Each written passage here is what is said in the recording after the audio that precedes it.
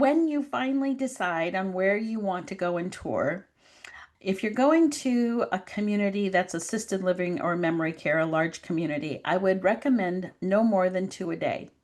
And as you're Absolutely. observing these things, you get to ask questions of the person that's touring with you. Now, Mhm. these things come very natural to someone like myself.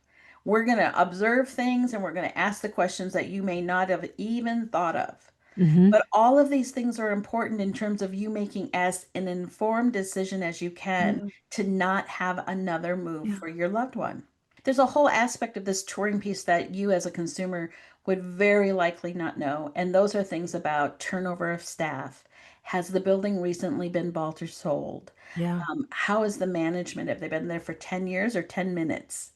All of those things make a big difference. But you, the consumer, will likely not have privilege to that information. Welcome to the Answers for Elders radio show. And welcome back, everyone, to Answers for Elders Radio Network. And I'm here with Daphne Davis, the CEO and founder of Pinnacle Senior Placements. And Daphne, you and I, we are talking about a checklist. If you're touring senior living, what do you look for? How do you deal with the process? And obviously, if you're going this alone, there's a lot of considerations that you have to understand.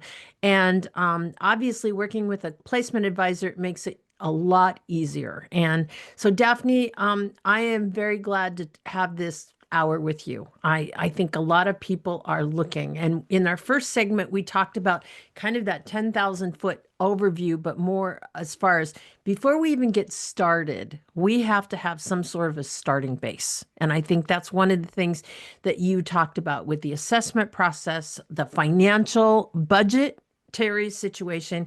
And we touched on in our last segment about Medicaid.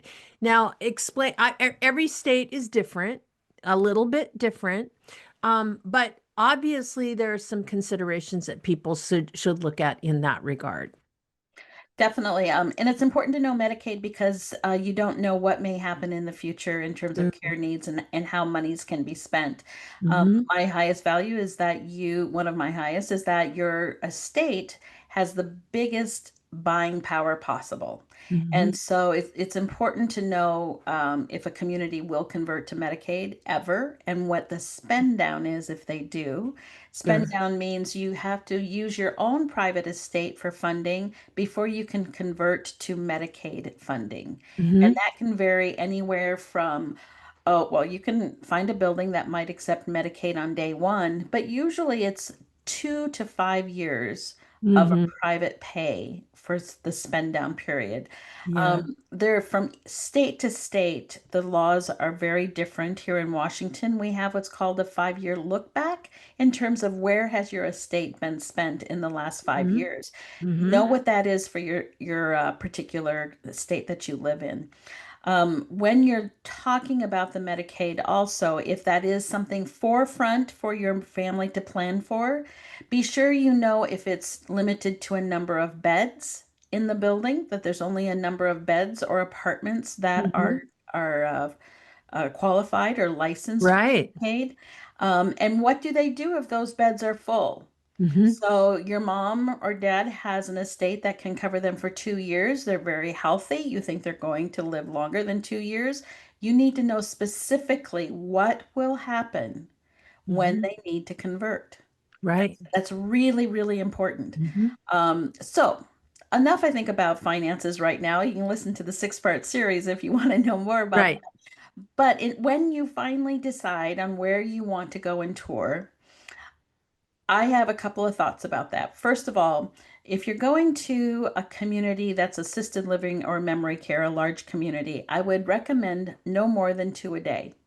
Yep. They're usually an hour to an hour and a half when you're by yourself to get through a touring process. They're going to Mm-hmm. do a full intake with you in terms of what are mom and dad's likes and dislikes, where did they work, where are they from. They're going to go through all that personal information to be able to help them decide how can I connect this couple or this person to our community?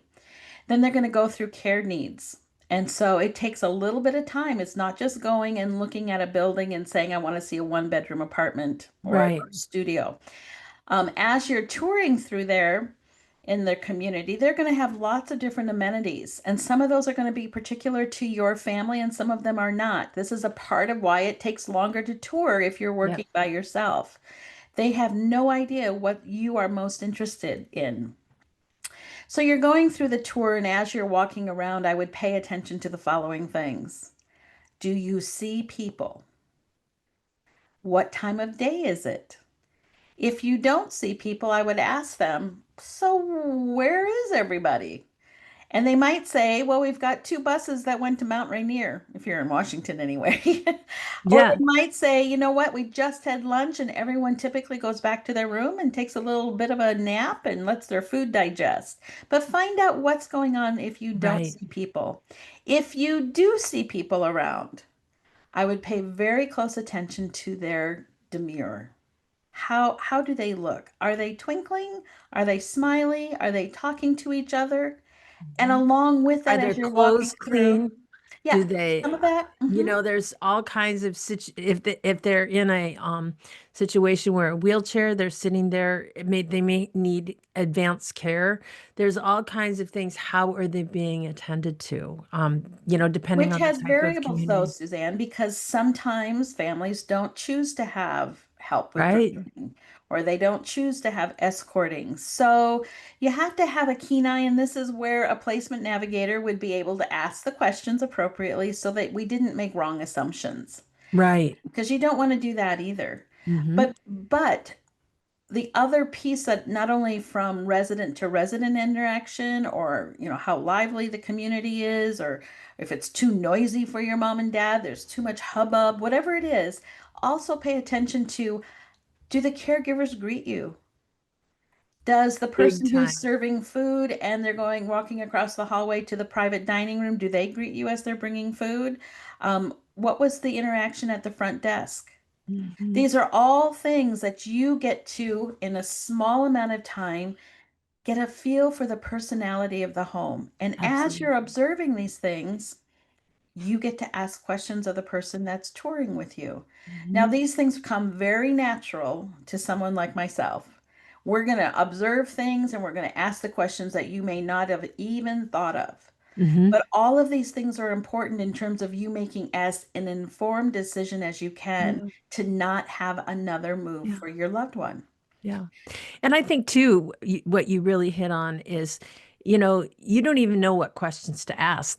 I remember touring, I felt like a deer in the headlights every single time. And then what happened after the fact is I was barraged with phone calls with people trying to get me into the community when really by working with a placement advisor, I don't have to deal with all of this crazy.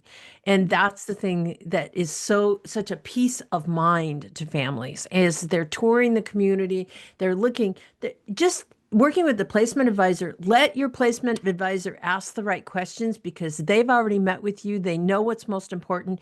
You just take it in as the son or daughter. Again, keeping that dynamic the same with mom and dad, it's huge. It is. It's very hard. There's a whole aspect of this touring piece that you as a consumer would very likely not know. And those are things about turnover of staff. Has the building recently been bought or sold? Yeah. How is the management? Have they been there for 10 years or 10 minutes? All of those things make a big difference. But you, the consumer, will likely not have privilege to that information. Right. Right. It's the job of the person touring with you is to discover, this is Right. ultimately the job, to discover who your loved one is and Hmm. that person's care needs in particular Hmm. fit in the licensing of that community. And then the other reason that they're there with you is to have you choose them. Yes, and That's their absolutely. bottom line. And A we're going to place get back in our next segment talking a little bit about values, why it's so important that those are honored. And Daphne and I, in the meantime, how do we reach you, Daphne? You can reach me at Pinnacle Senior Placements at 855-734-1500. Fabulous. And we'll be right back right after this. Did you know that you can discover hundreds of podcasts in our library on senior care? So visit our website and discover our decision guides that will help you also navigate decision making. Find us at answersforelders.com.